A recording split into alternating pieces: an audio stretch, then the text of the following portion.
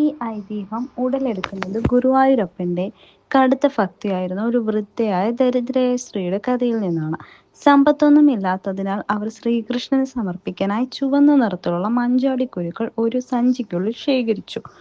ഓരോ മഞ്ചാടിക്കുരുവിനും അവർ അത്രയധികം സ്നേഹത്തോടെയും ശ്രദ്ധയോടെയും കൂടെയാണ് കരുതിയത്. അങ്ങനെ അവർ ഒടുവിൽ ക്ഷേത്രത്തിലെത്തിയപ്പോൾ അവിടെ ഒരു നാട്ടുവഴിയുടെ ഭടന്മാർ അവരെ തടയുകയും അപമാനിക്കുകയും ചെയ്തു. ആ നാട്ടുവഴി ഭഗവാന് സമർപ്പിക്കാനായി ഒരു ആനയുമായി ആർഭാടമായ വഴിപാട് നടത്തി വരികയായിരുന്നു. ഭടന്മാരുടെ തള്ളലിൽ ആ വൃദ്ധയുടെ മഞ്ചാടിക്കുരുക്കൾ നിലത്ത് ചിതറിപ്പോയി. പെട്ടെന്ന് നാട്ടുവഴിയുടെ ആന വിരണ്ടോടാൻ തുടങ്ങി. ക്ഷേത്രത്തിൽ വലിയ കോലാഹലമുണ്ടായി. അപ്പോൾ അന്തരീക്ഷത്തിൽ ശ്രീകോവിലിനുള്ളിൽ ഒരു ദിവ്യ ശബ്ദം കേട്ടു. "എവിടെ എന്റെ മഞ്ചാടിക്കുരു? നിങ്ങൾ അപമാനിച്ച എന്റെ ഭക്തി എവിടെ?"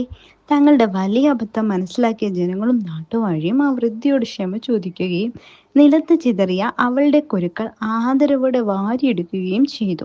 ആ എളിയ വഴിപാട് ഭഗവാന് സമർപ്പിച്ചതിന് ശേഷം മാത്രമാണ് ആന ശാന്തനാകിയതും ക്ഷേത്രത്തിലെ സാഹചര്യം സാധാരണ നിലയിലാവുകയും ചെയ്തത്.